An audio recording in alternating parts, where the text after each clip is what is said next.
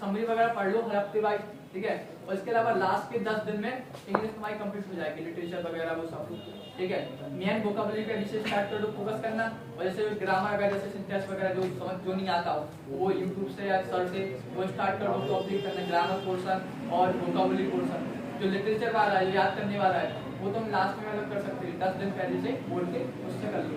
Summary वगैरह या फिर हफ्ते वाइज कर लो, समरी वगैरह एक दिन एक हफ्ते में एक चैप्टर कर दिया, 2 चैप्टर। और जैसे ऐसे आर्टिकल वगैरह है वो ऐसा क्यों लास्ट में करना, उसमें क्या कहते हैं एक फॉर्मेट देख लेना, आर्टिकल लेटर में कैसे लिखते हैं, वो जो सप्लीमेंट्री लाइन वगैरह देख लेना, कोट्स वगैरह देख लेना, और रटने की कोशिश मत करना। क्योंकि जैसे पिछली बार 3 वो आए थे ऑप्शन, दहेज प्रथा वाला आया था, एक आया था एग्रीकल्चर, एक और आया था साउंड से रिलेटेड, वो तीनों मतलब कोई नहीं पढ़ता, मतलब बनाना ही पड़ेगा मतलब वहाँ पे।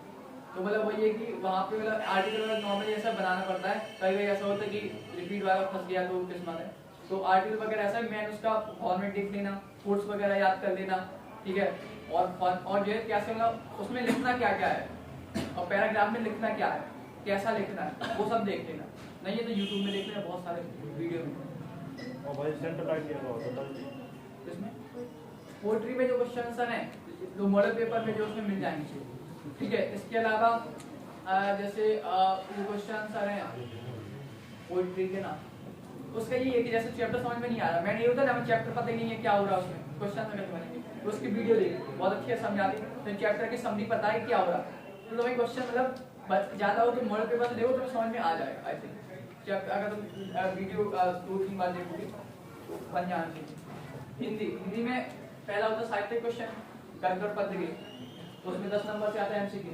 इसके लिए क्या है कि तुम्हें जो अवतार मॉडल पेपर या कोई भी मॉडल पेपर, ठीक है, ले लो, सब में लगभग एक जैसा होता है, ठीक है। तो उसमें 300 एमसीक्यू होते हैं, गद्य की 300 एमसीक्यू और पद्य के 300 एमसीक्यू, उसका रिवीजन कर लो।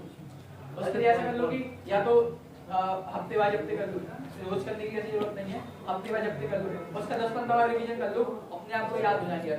इसके अलावा उससे पहले इंडेक्स वगैरह तुम देखोगे, आदिकाल हुआ, आधुनिक युग हुआ, भारतीय युग हुआ, इन सब के आने डिस्क्रिप्शन होता है, इसके प्रमुख लेखक कौन थे, इसके 4-5 प्रमुख लेखक कौन थे, या कुछ विशेषताएं वगैरह, वो सब पढ़ लेना। उसको इग्नोर मत करना, उससे 1-2 क्वेश्चन आ सकता है, वो पढ़ लेना। एमसीक्यू वगैरह अच्छे से 10-15 बार रिवीजन कर देना, आ जाएगा। मतलब ये क्वेश्चन, इसमें 1-2 क्वेश्चन होते हैं रचना से रिलेटेड, इसकी रचना कौन थी, इन्होंने क्या इसकी रचना किसने की, 1-2 होते विधा से रिलेटेड, कौन सा नाटक है, कौन सा कहानी है, उपन्यास में थोड़ा करना होगी, तो वही एक रिवीजन करोगे तो आ जाएगा। और एक क्वेश्चन जैसे कोई ऐसा आ जाता है कि ऐसे लेखक या रचना के बारे में आ जाते हैं तो हमने सुना नहीं है, ठीक, कभी और ठीक है, उसका यही है कि जब तुम अगर इतना अच्छे से रिवीजन करोगे तुम्हारे पास एक बेसिक बुक पता चल जाएगा साहित्य का कि बुक उसमें है क्या, तो तुम एलिमिनेट कर सकते हो। जैसे एक कवि आ गया, उसने पूछा इसमें से इसकी कौन सी रचना है, 4 रचना है, उसमें तुम देखोगे 2 रचना तो ऐसी होगी जो मतलब कॉमन होगी, पता है कि ये तो हो नहीं सकती है, किसी और की है, एलिमेंट हो गया, अब तो जी ये दो। तो जब तुम्हारी ये अच्छे से तुम एमसीक्यू रिवाइज करोगे और गद्य पद्य का वो स्टार्टिंग में कुछ पढ़ोगे, इतिहास वगैरह, तो इंडेक्स वगैरह, तो उसमें तुम्हारा एक बेसिक हो जाएगा, तो मतलब चांस है मतलब 70-80% जो वहाँ सही हो जाएगा। तो ठीक है, इस तरीके से तुम्हारे 10 क्वेश्चन होते, तो 10 में से 8-9 क्वेश्चन तो ऐसे बन जाएंगे एमसीक्यू में होंगे उस टाइप के। 1-2 क्वेश्चन कभी ऐसा आ जाता कि इसमें थोड़ा सा अलग या नया नाम आ जाता, उसका ये है कि अगर क्वेश्चन अच्छे समझ मतलब बेसिक है तो एलिमिनेट करके तुम कर सकते हो। और इसके अलावा ये इंपॉर्टेंट है क्योंकि अगर 10 में से अगर तुम्हारे 9 सही हैं तो स्टार्टिंग में ये करोगे, तो एक जैसे तुम 9 सही है तो तुम्हारे टीचर का एक इम्पैक्ट अच्छा बन जाएगा कि हाँ ये होशियार है, इसके 9 सही है, तो आगे जब जीवन परिचय वगैरह तो चेक करेगा थोड़ी बार, लेकिन उसका एक बन जाता माइंडसेट क्या है, अच्छा लगता है, तो नंबर थोड़ा अच्छे देता है। अगर हमारे 10 में तुम्हारे स्टार्टिंग में ही 6-7 गलत है, ठीक है, तो उसका भी माइंडसेट बन जाएगा कि ये गधा बच्चा है, ठीक है, तो फिर वही है कि वो नंबर उस हिसाब से कम ही देगा, ठीक है। इसलिए पूरे साहित्य क्वेश्चन में अभी से मतलब दे देना, फोकस करना इसमें, मतलब कोशिश करना कि 8-9+ क्वेश्चन तो बने। 90+ अगर 90+ अगर 10 में से अगर 8-9 क्वेश्चन बन गए, 9 क्वेश्चन बन गए तो 90+ आराम से आ जाए, ठीक है। इसके बाद दूसरा होता है गद्यांश। गद्यांश में ये होता है कि जो 5 क्वेश्चन आते हैं 2 नंबर के, गद्यांश तुम्हें क्या करना, मॉडल पेपर में जितने चैप्टर है उसके 3-4 पैराग्राफ होते हैं चैप्टर में, उसको याद नहीं करना, सिर्फ पढ़ना है कि उस चैप्टर में है क्या। उससे क्या हो जाएगा, तुम्हें जैसे एक पैराग्राफ आया तब ये पता हो जाएगा कि इसमें ये बर्गर या इस तरह की चीज हो रही है, तो हाँ ये इस चैप्टर का इसमें हो रहा था, एक गैस आ जाए इसको पता चल जाएगा मान, तो हम लेखक का नाम पाठ का नाम लिख लोगे, ठीक है, तो इसे पढ़ना है मॉडल में, याद नहीं करना। उसके अलावा 4 क्वेश्चन होते थे, एक पूरी व्याख्या, उसमें 2 अंडरलाइन होते हैं, तो उसमें तुम्हें क्या करना है, 2 से तुम्हें 4-5 लाइन बनाना, ऐसा नहीं तुम एक पेज लिख दो व्याख्या, 4-5 लाइन लिखना व्याख्या, उसमें क्या करना है 2 लाइन है, तो उसमें से जो वर्ड लिखे हैं उसके पर्यायवाची यूज कर लो, जैसे पृथ्वी है धरती यूज कर लिया, अपने व्याख्या में भूमि यूज कर लिया, और अर्थात लगा के जो लाइन अपने मन से वो यहाँ बन जाती है, वो वहां बन जाती है, तो यूज करके 4-5 लाइन बना दिया, ठीक है। तो जो बाकी 3 क्वेश्चन होते हैं उसी पैराग्राफ से होते हैं वो बन जाएंगे। तो इसमें क्या करना है, इसमें ज्यादा वो नहीं है, इसमें सिर्फ तुम एक बार पढ़ लेना, रीड कर लेना, याद नहीं करना, तो तुम्हें एक आइडिया हो जाएगा कि इस चैप्टर में है क्या, ठीक है। तीसरा है पद्यांश। पद्यांश से थोड़ा सा डिफिकल्ट होता है क्योंकि इसमें जो है सीधे अर्थ नहीं निकलता, क्योंकि इसमें संस्कृत की वर्ड भी यूज होती है, ठीक है। तो इसका ये है कि इसमें और जैसे ये इसमें ज्यादा फोकस करना है, इसमें ज्यादा फोकस करना है। इसमें ऐसा है कि पद्यांश में जितने चैप्टर भी ज्यादा होते हैं, जैसे 7-8 कितने चैप्टर 7, अगर 4 चैप्टर है उसमें क्या करना, स्टार्टिंग के 3 या 4 चैप्टर के जितने भी पद्यांश हो मॉडल पेपर में सारे अच्छे से पढ़ लेना, याद कर लेना, उनके क्वेश्चन आंसर भी देख लेना, कौन से इसमें कौन सा रस यूज हुआ है, जो क्वेश्चन आंसर भी होते हैं 2 नंबर के पद्यांश के साथ, वो भी याद देख लेना, याद कर लेना। अगर मान लो पद्यांश समझ में नहीं आ रहा मॉडल पेपर से, तो क्या करना है, यूट्यूब में एक ज्ञान सिंधु नाम का चैनल है, वो बहुत अच्छा समझाता, और तो उससे समझ लेना, 2-3 बार में आ जाएगा। और भी चैनल है उससे देख लेना, ठीक है। तो पद्यांश समझ में आ जाएगा तो मतलब मैथ काम हो जाएगा, तो उससे तुम्हें क्वेश्चन आंसर ही बन जाएंगे, ठीक है। और इसमें मतलब व्याख्या से ही 5 लाइन की लिखना है, ऐसा नहीं एक पेज करना, ये भी 2 नंबर की व्याख्या होती है, ठीक है। और तो वो ये कि अगर पहले खोज करना याद करो मॉडल पेपर से, मतलब पूरे याद मत करना, स्टार्टिंग से एक थक जाएगा, एक स्टार्टिंग से एक टाइम से, और ध्यान रखना कि स्टार्टिंग के सारे इतने मॉडल पेपर में सब पढ़ना, ऐसा नहीं करना कि एक चैप्टर से एक पद्यांश पढ़ लिया पहला वाला हर चैप्टर से, इसमें रिस्क है। तो क्या करना है, स्टार्टिंग के 3-4 चैप्टर से सारे जितने भी है सारे पढ़ लेना, याद कर लेना, कोई एक पक्का फंसेगा, ठीक है। अगर ना आ रहा हो समझ में तो क्या इसमें यूट्यूब में देख लेना, समझ में आ जाएगा। इसके बाद चौथा है जीवन परिचय। जीवन परिचय जो है तो इसमें ये है कि जैसे गद्य और पद्य, इसमें 3 ऑप्शन आते हैं, जैसे गद्य में 5 चैप्टर हैं, कोई भी 3 चैप्टर के तुम अच्छे जीवन परिचय याद कर लेना, कोई एक फंस जाएगा, कोई 3 ऑप्शन में आते हैं, ठीक है। किसकी याद करना, तो जो एक तो वह जिसकी सरल हो, तुम्हें सरल भाषा लगे, और दूसरा ये कोशिश करना उनकी याद को, जिनकी रचनाएं ज्यादा हैं, रचना मतलब इनकी आधी पेज रखना है, ऐसे मत नहीं जैसे 3-4 रचनाएं हैं उनकी, तो उसके बाद मतलब याद नहीं करना, क्योंकि मेन ये इम्पैक्ट पड़ता है रचना से इम्पैक्ट पड़ता है, जितनी ज्यादा रचना होगी उतना वो सही रहेगा, कि 5 नंबर का है। तो रचना इनकी ज्यादा हो उनका जीवन परिचय याद करना, कोशिश नहीं करना, जिनकी कम हो उनका मतलब छोड़ देना, जिनकी रचना ज्यादा हो उनकी याद कर लेना, तो इसको लिखना। और पद्य में भी सेम है, पद्य में चैप्टर ज्यादा है 7 है, तो इसमें मतलब 3 के अच्छे से याद कर लेना, कोई एक का 3 मतलब जो कौन है, जैसे महादेव वर्मा, जैसे तो प्रसाद, ये पता है कि रिपीट हो रहे हैं, पीआईटी में देख लेना, ऑडियो में देखना, जो रिपीट हो रहे हैं उनके कोई 3 याद कर लेना।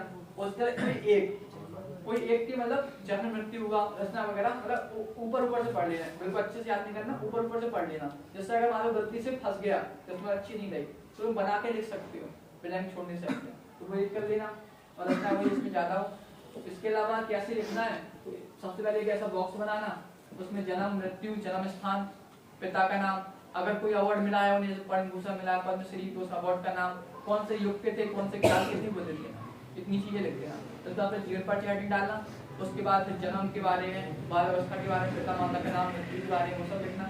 उसके बाद डालना साहित्यिक परिचय। हम क्या करते हैं कई बार कि हम जीवन परिचय लिख देते, साहित्यिक परिचय नहीं लिखते, तो उसमें अगर तुम ध्यान से क्वेश्चन पढ़ोगे तो उसमें होता है जीवन परिचय तथा साहित्यिक परिचय लिखिए। तो साहित्यिक परिचय में क्या होता है मेन रूप से कि जो जितने उन्हें अवार्ड मिले हैं, कि उन्हें सरकार से पद्म भूषण मिला है, पद्मश्री मिला है, या उनकी किसी रचना पे अवार्ड मिला है, जैसे साहित्य अकादमी पुरस्कार, जितने पुरस्कार मिले हैं सरकार के द्वारा, या रचना पे मिले हैं, या मतलब कोई अगर विधानसभा सदस्य या जो भी मतलब साहित्य से रिलेटेड जो अवार्ड मिला है, जिन्होंने काम किया है साहित्य क्षेत्र में, जैसे कविता दे सकती है, छायावाद के आधार स्तंभ कवि हैं, वो विशेषता है। 4-5 लाइन साहित्य परिचय में लिख देना, उसके बाद रचना डालना, और ऐसे रचना फिर उसका 1 नंबर 1 निबंध, नंबर 2 नाटक, नंबर 3 उपन्यास, इन सब में 4-4, 5-5 लिख देना, 4-5 लिख देना, आधा पेज हो जाएगा, आधे पेज की रचना लिखना कोशिश करना। तो इस तरीके से मतलब 2-2.5 पेज का जीवन परिचय लिख देना, कोशिश करने की कम से कम 2 पेज का तो ठीक है, क्योंकि जब आधा पेज तो इसमें भर जाएगा बॉक्स में, आधे पेज तो इसमें भर जाएंगे, एक पेज की थोड़ी लिखते हैं। ठीक है, मेन रचना ज़्यादा लिखना, मतलब थ्योरी अगर थोड़ी बड़ी कम भी कर रही तो उसमें नहीं है, रचना का इम्पैक्ट पड़ता है।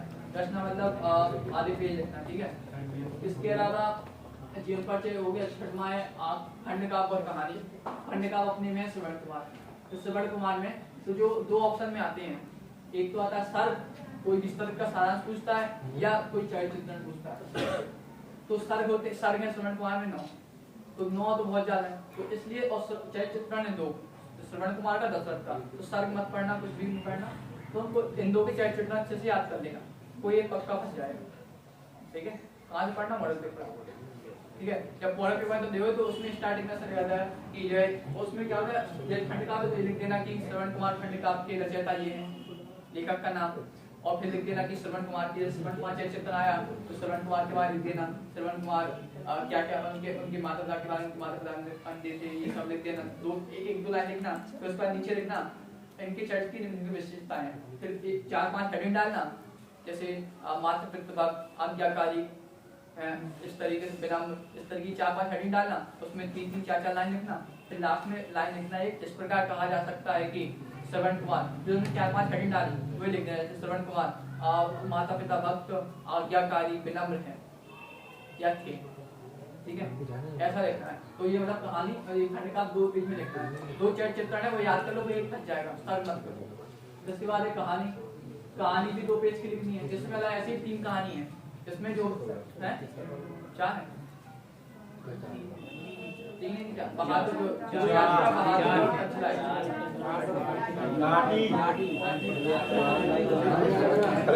नहीं कहानी जितनी है पता है ना, कंडीशन देख लो बस। जो इसमें जो आता है, जिसमें जो 4 ऑप्शन आते हैं एक तरीके से, ऐसा आएगा, एक कहानी का नाम यहाँ होगा, अथवा एक कहानी का सारांश लिखो, और या अथवा यहाँ पे आएगा, अथवा इस कहानी का उद्देश्य लिखो, मतलब एक तरीके दिखा 4 ऑप्शन आते हैं। ठीक है, तो मैं क्या करना है, जैसे 4 अगर हैं तो कोई 2 कहानी के सारांश अच्छे से याद करने, कोई 2 कहानी के जो भी तुम्हें इजी लगे। ठीक है, कोई 2 कहानी के सारांश और उद्देश्य याद करने। ठीक है, तो उससे तुम्हें कोई एक फंस जाएगा, कोई 2 कहानी सारांश और उद्देश्य। उद्देश्य मतलब ये होता है कि उस जैसे उसने लिखा क्यों है, जब तुम मॉडल पेपर पढ़ोगे उसमें उद्देश्य के क्वेश्चन आंसर होते हैं, तो उसमें देखोगे तो समझ में आएगा, उसमें लिखना है कि उसमें सारांश, तो क्या करना है, स्टार्टिंग करना उससे रिलेटेड, मतलब उद्देश्य से रिलेटेड, कि इसने इसका वर्णन किया, इसका ये उद्देश्य था, फिर बीच में तुम सारांश वगैरह घुसा देना, उतना नहीं पढ़ना, अगर उद्देश्य मतलब आ जाए और मतलब तुम्हें नहीं पता, ऑप्शन नहीं बचा, वैसे कोशिश करना सारांश प्रायोरिटी, जो सारांश लिखना अगर आ जाए, अगर मतलब नहीं आया, उद्देश्य तुमने पढ़ा है और दूसरे का सारांश नहीं पढ़ा, उद्देश्य के लिए क्या करना, उद्देश्य में मतलब जैसे अभी जैसे तुम सारांश लिखोगे, सारांश में तुम्हें कैसे लिखना, इसमें वही लिखना है कि इसके रचयिता कौन है, इस कहानी के। ठीक है, इसके बाद लिखना कि लेखक ने इसमें ग्रामीण वातावरण का चित्रण किया है, इस परिवेश का चित्रण किया है। तुम मॉडल पेपर में देखोगे तो स्टार्टिंग में 2-3 लाइन लिखी जाती है, तो वो आधा पेज का लिखा जाता है, आधा पेज ही 2-3 लाइन उसमें से उठा लेना। इसके बाद फिर लिखना इस कहानी का सारांश निम्नलिखित है, फिर हेडिंग बना के लिखना, हेडिंग बना के लिख लो, पैराग्राफ बना के पैराग्राफ, हेडिंग बना के लिखना है। ठीक है, और ऐसा उद्देश्य आ गया तो उद्देश्य में क्या करना, उसको मतलब 2-3 लाइनें हैं ना, उसको थोड़ा तो उसमें ये है कि 4 थोड़ी और लाइन याद करना पड़ेगा, आधा पेज जैसे वो देख लो, इसका क्या है तो उसका क्या करना, उसी बीच में पैराग्राफ चेंज कर दो, सारांश मतलब बीच में कर देना, मतलब वो ज्यादा कट सकते, 1 नंबर कट सकता है, लेकिन वही ये ब्लैंक छोड़ना मत।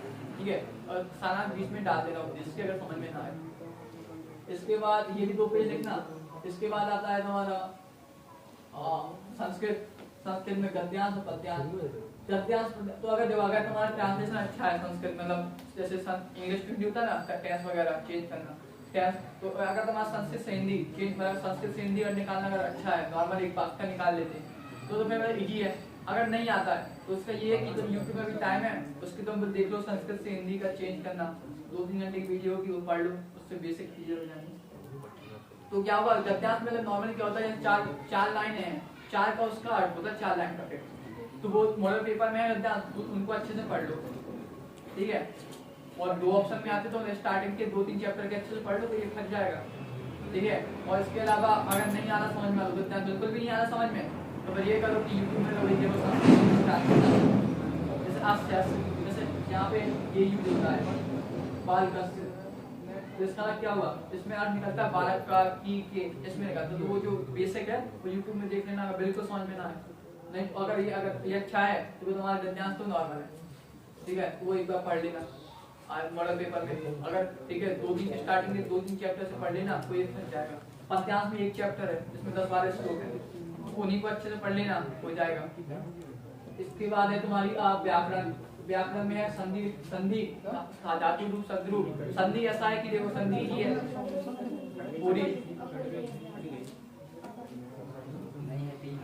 संधि देख लेना, लेकिन वो एक बार सिलेबस चेक कर लेनी होगी। अगर हो संधि तो कुछ संधि कट गई होंगी, कुछ संधि हो सकती है, केवल देख लेना।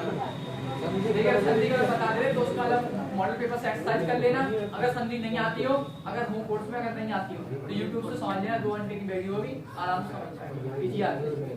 तो क्या होता है धातु रूप क्रिया रूप, उसमें ऐसा है कि 2-3 होते हैं, 2-3 धातु होते हैं, 2-3 क्रिया रूप होते हैं, 2-3 के रूप होते हैं, तो उनको याद कर लेना। अगर तुम्हें बेसिक रामा रामू रामू वाला पतिता पतिपट का प्रति वाला है तो जस्ट मतलब थोड़ा बड़ा डिफरेंस होता है तो समझ में आ जाएगा। अगर मतलब अगर बिल्कुल भी नहीं आ रहा तो वो है कि राम वाली याद कर लो, 2-3 बार लिखो, याद करो, हो जाएंगे, याद कर लो।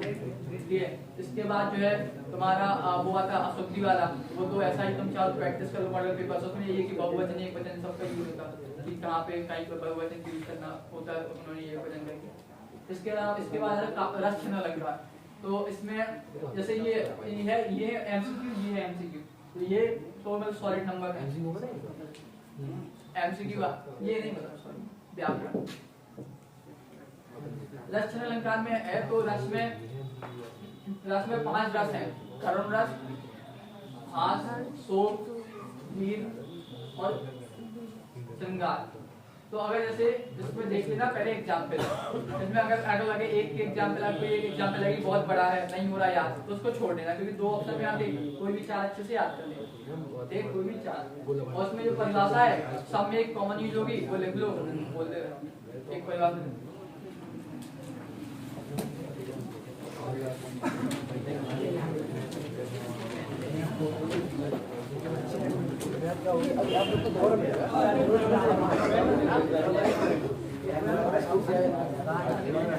यहाँ पर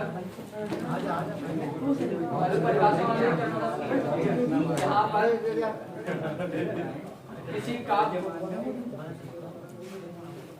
कहानी, कविता आदि को पढ़ने, सुनने,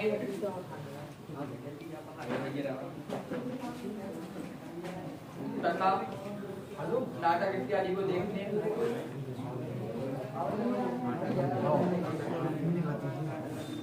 से मन में जो, अब देखो मन में जो के बाद जो भी स्थायी वजह से अगर करुण रस की परिभाषा लिखते हैं, करुण का स्थायी होता है शोक, तो शोक लिख देना, हास की लिख रहे तो हास, ठीक है। शांत का है निर्वेद, वीर का है श्रृंगार का रति, जो भी लिख रहा है उसका स्थायी भाव लिख देना। मन में जो करुण जैसे लिख रहा है शोक लिख दो, मन में जो शोक नामक स्थायी भाव उत्पन्न होता है, जैसे अनुभव,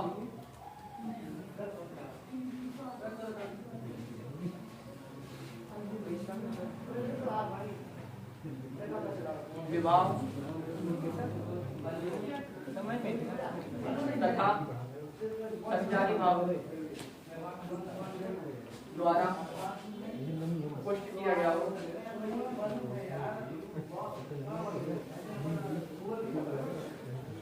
वहाँ पर जिस रस की परिभाषा होगी उसका नाम दे देना, करुणा से करुण रस। तो ये परिभाषा ना सब में यूज होगी, सिर्फ तुम्हें स्थायी भाव चेंज करना है, उस रस का नाम चेंज करना है, ये आज में यूज हो जाएगा, ठीक है। इसके अलावा एग्जाम्पल तो मॉडल पेपर में देखिए जो भी चीज लगे वो पढ़ लेना। अगर बाहर से कोई फैक्ट याद हो कोई तो वो सही है, और इसके बाद एग्जाम्पल लिखने के बाद उसमें आता है स्पष्टीकरण करने। अभी बैठ जाओ कौन को स्पष्टीकरण में क्या है, जैसे जो अभी लिखी ना अनुभव, विभाव में 2 चीजें होती हैं, आलंबन, उद्दीपन।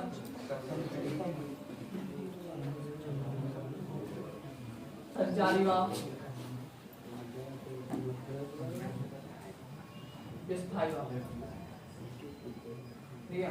तो ये 5 चीजें हैं, ये 4 चीजें हैं, ठीक है। स्पष्टीकरण डाला, ये डाली। अब जो जब तुम एग्जाम से देखो मॉडल पेपर में हर का स्पष्टीकरण में नीचे लिखा हुआ है, इसमें क्या आलम्बन है क्या अनुवाद, ये सब याद कर लेना जैसे एग्जाम में लिखो। अगर कोई बाहर से एग्जाम्पल याद है मॉडल पेपर में नहीं है तो उसको गूगल में देख लेना, मिल जाएगा क्या उसका स्पष्टीकरण है आलम्बन। तो ये उसमें अनुभाव क्या है, आलम्बन क्या है, विकल्प क्या है, ये सब याद कर लेना। स्पष्टीकरण में ये लिखना है, नीचे लिख देना अतः यहाँ पर डॉट डॉट डॉट, ठीक है। तो ये 2 नंबर यहाँ मिल जाएंगे। एक इसके बाद छंद में ये है कि 4 चीजें हैं, दोहा, सोखा, रोला, चौपाई।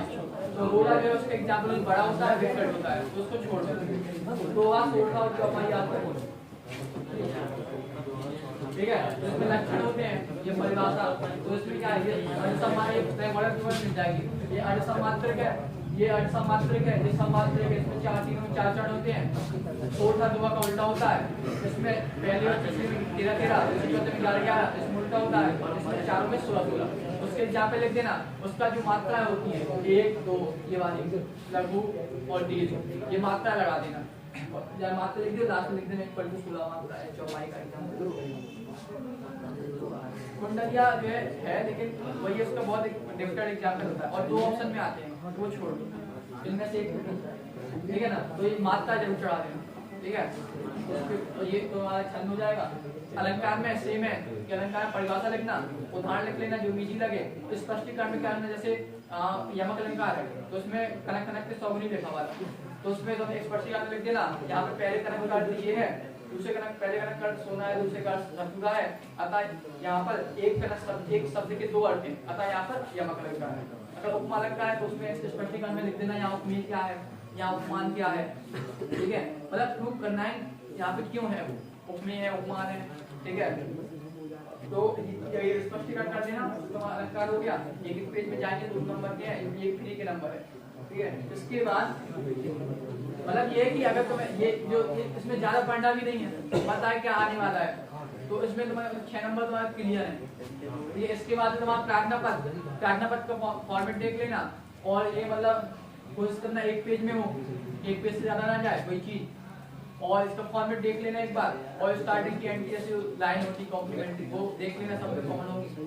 इसके अलावा जैसे और इसके कई टाइप होते हैं, जैसे बिजनेस वाला, और भी जैसे एक पिता एक पुत्र को भेज रहा है, या जब जो कॉमन आता है, मतलब पिछली बार दिया था ज्यादातर यही आता है कि विद्यालय में हिंदी विषय के अभिभावक की नियुक्ति के लिए नियुक्ति हेतु प्रार्थना पत्र, ये मतलब एक आवेदन होता है, आवेदन हेतु कि मुझे आपके स्कूल में मतलब मैं एज हिंदी के लेक्चर के रूप में मैं आपकी भर्ती चाहता हूँ, तो उसका वो नॉर्मली ये आता, तो इसका एक बार देख लेना।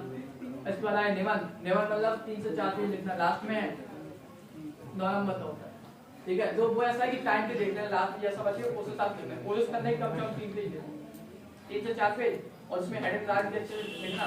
इसमें वही चीज, अगर कोड अगर कोई हिंदी वाला याद आ जाए तो वो लिख देना, उसका इफेक्ट पड़ेगा, और हेडिंग डाल के लिखना। और निबंध में तो यही है, और बाकी टाइम मैनेजमेंट करना इसमें, ठीक है। तो ये हिंदी है, कोई प्रॉब्लम क्वेश्चन जो हिंदी पूरा मॉडल पेपर हो जाएगा, मॉडल पेपर और समझ में आने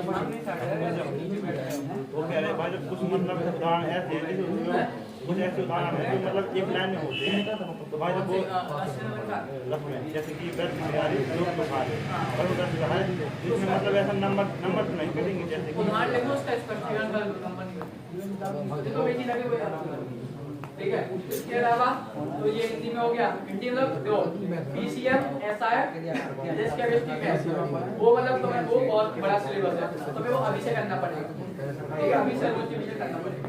इंग्लिश में वोकैबुलरी और जो बेसिक ग्रामर वगैरह वो कर लो अभी से, समरी वगैरह वीकली वाइज देखते जाओ। हिंदी ऐसा है, हिंदी में साइंस पे क्वेश्चन तुम चाहो हफ्ते वाइज रिवीजन करते जाओ, एक हफ्ते में एक बार रिवीजन कर लिया, 10 बार रिवीजन कर लो। इसके अलावा जो पद्यांश वाला है वो चाहो तुम देख सकते हो।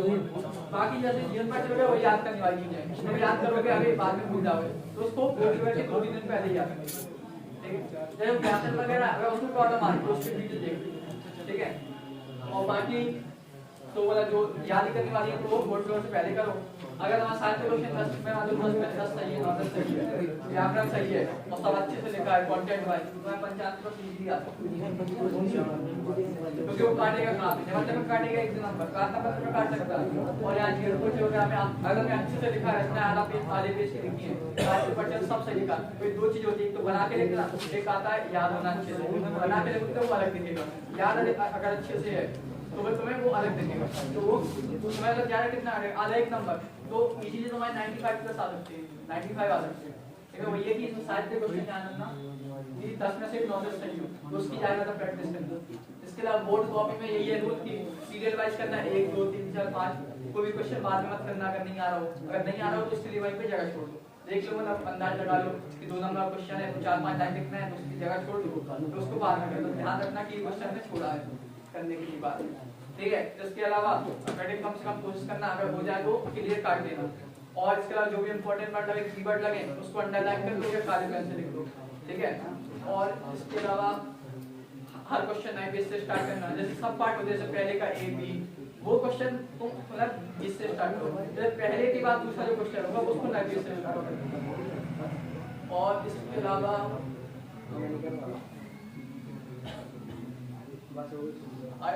नहीं, और बाकी ऐसा है कि लोग प्रेशर मत लेना, एंजॉय करते हुए पढ़ो, अभी 2 महीने आराम से टाइम है, रोज अगर तुम 4-5 घंटे ही पढ़ोगे वो इनफ है, रोज 8 घंटे। ठीक है, मेन इंपॉर्टेंट ये है कि अच्छे से पढ़ना। अब तो 2 चीज होती है, एक तो होता है मतलब से समझ में आने के लिए होता है, दिखाने के लिए पढ़ना, मतलब अच्छे से पढ़ भी नहीं रहे, रिकॉर्डिंग आप खोल के बैठ गए मोबाइल मन है मोबाइल में, ठीक है, तो उसका कोई फायदा नहीं है। चाहे तुम 4-5 घंटे पढ़ो सेल्फ स्टडी, लेकिन अच्छे से पढ़ो, मतलब उसका यूज हो, अगले दिन को तुम्हें याद रहे, समझ में आए, वो करना, सेल्फ स्टडी अच्छे से करना, अपने लिए करना, ठीक है। और जो भी समझ में आए डाउट पूछ लेना सर से। इसके अलावा पहले अपना सिलेबस कंप्लीट करो, अगर अच्छे क्लियर करो, तो उसके बाद मॉडल पेपर प्रिपेयर करना, ठीक है। इसके बाद अगर जैसे बोर्ड में अगर कोई पेपर बिगड़ जाए, मान लो पहला दूसरा पेपर बिगड़ जाए, तो डिमोटिवेट मत होना, डिप्रेस मत होना, जैसे क्योंकि मतलब यही है कि मेरा भी एक पेपर बिगड़ा था नेक्स्ट का, ठीक है। तो ये लोग जैसे अगर कोई पेपर बिगड़ जाए तो डिमोटिवेट नहीं होना, क्योंकि वो हो चुका, आगे आने वाले जो पेपर है उसके लिए परसेंट नहीं लगती, क्योंकि लोग बोर्ड इंपॉर्टेंट है, ऑब्वियसली परसेंटेज मायने रखती है, लेकिन उतना सब कुछ नहीं है, क्योंकि अब अगर आगे देखोगे 12 के बाद तो उसका कोई यूज नहीं है, अब हर जगह एंट्रेंस एग्जाम होने लगा, ठीक है। इसके अलावा जैसे जिसको बीएससी बीए करना हो, सीयूईटी के फॉर्म निकलते हैं, वो निकलते हैं अराउंड फरवरी मार्च में, तो वो ध्यान रखना, क्योंकि बोर्ड पेपर के टाइम में निकलेंगे, तो उसको भर देना, क्योंकि डीयू वगैरह है, बीएचयू वगैरह है, इलाहाबाद यूनिवर्सिटी इन सब में एडमिशन चाहिए, तब एंट्रेंस एग्जाम मिलेगा सीयूईटी, अब 12 की परसेंटेज पे नहीं मिलता, तो सीयूईटी होता है, तो इसका ध्यान रखना फॉर्म का। इसका सिलेबस होता है 12 के जैसा होता है, कोई जनरल एक्टिव वगैरह कुछ एक चीज दूसरी ऐसा होती है, उसके लिए अप्रैल महीने होता है, तो टाइम मिल जाता है। अगर इसको जेईई मेंस की तैयारी करनी हो बीटेक के लिए, तो उसके ये है कि जैसे मार्च में पेपर खत्म होंगे, तो मार्च के 20-30 दिन बाद ब्रेक ले लो, 20 दिन आराम से घूम लो, मजे करो, उसके बाद अप्रैल में या तो कोटा चले जाओ या फिर ऑनलाइन जैसे भी पढ़ना हो अपनी तैयारी स्टार्ट करो, तो जितना डिले करोगे उतना तुम्हारे लिए प्रॉब्लम, क्योंकि जो उसमें 11-12 पूरा सिलेबस आता है, ठीक है, और वो सिलेबस मतलब यूपी बोर्ड से डिफरेंट होता है, तो 2 साल के सिलेबस में 5-6 महीने करना है, और कंपटीशन बहुत ज्यादा है, तो इसके लिए जितना जल्दी स्टार्ट करोगे उतना अच्छा होगा। तो इसलिए अगर जेईई मेंस की तैयारी करनी हो तो ये है कि टाइम मिलेगा उसके बाद अपना अप्रैल में मतलब अप्रैल लास्ट तक मतलब स्टार्ट कर देना, क्या ऑनलाइन बैच देना हो या कोटा जाना हो, जिसको जेईई मेंस की तैयारी करनी हो बीटेक के लिए। और इसके अलावा जेईई मेंस है तो अभी जनवरी का शायद अटेम्प्ट है, तो उसमें देख लेना, जनवरी अप्रैल 2 अटेम्प्ट होते हैं, बेसिक वेट से जा रहा है, तो तुम चाहो तो दे सकते हो, क्योंकि इसमें क्या तुम्हारे एक्सपीरियंस होगा, नंबर खराब होगा कुछ नहीं बनेगा, लेकिन मतलब कॉम्पिटिटिव एग्जाम में बैठने का वो मिलेगा, मतलब एक माहौल, तो उसका इसलिए दे देना मतलब अच्छा रहेगा, चाहे नंबर जैसे आए। अगर आप जनवरी वाले फॉर्म निकल गए हो तो अप्रैल वाले का भर देना, ठीक है। इसके अलावा जैसे प्रैक्टिकल वगैरह है, तो इसका मतलब ये है कि 28 से कम किसी को मार्क्स नहीं मिलने वाला, 28-29 मिलने जा रहा है, ठीक है। फिर अब एक महेंद्र सिंह का ऐसा है कि वो गवर्नमेंट है, तो उसका उतना नहीं पता, लेकिन यही है कि अगर उसके प्रैक्टिकल के लिए 2 दिन पहले फाइल चार्ट वगैरह अच्छे से बना लो, फाइनली ये कि स्टार्टिंग के एक्सपेरिमेंट अच्छे से लिख लो, बाद में कर लो, कोई नहीं लिखना। और इसके अलावा जो चार्ट है, जिसमें चार्ट जो बनाया चार्ट में, उसके बारे में अच्छे से पढ़ लेना, ठीक है, उससे रिलेटेड क्वेश्चन पूछेंगे। ठीक है, क्वेश्चन इजी होते हैं। 2 दिन पहले कोर्स की करना तैयार, उसके लिए ज्यादा मत सोचिए, प्रैक्टिकल के लिए मत सोचना। ठीक है, मैं अपना ये थ्योरी वाले में करना। और इसके अलावा और भी अगर डाउट हो बोर्ड से रिलेटेड कोई क्वेश्चन, अगर कोई भी कैसे एंड या कोई कुछ भी फिजिकल केमिस्ट्री की कैसे अभी आज लेट आया ना, तो पता नहीं क्या पे ले बताओ। मैथ का पैटर्न है कुछ है मैथ बता दो। जो पीवाईक्यू तुम जो 1 साल के जो है 1 साल के 60 सेट होते हैं, उसको कम से कम लगा देना, मुझे तुम्हें आइडिया हो जाएगा कि किस टाइप के क्वेश्चन कितने नंबर में आते हैं, कौन से में लॉन्ग आंसर आते हैं, किसमें शॉर्ट आंसर आते हैं, तो उसको लगा देना। पैटर्न हर जैसे हिंदी इंग्लिश का पैटर्न पेपर का कहाँ से किस पोर्शन से कितने नंबर का आता है ध्यान देना, ये समझना कितने ऑप्शन का आता है सिलेक्ट। ठीक है, तो वो ध्यान रखने का पेपर पैटर्न एनालिसिस करना।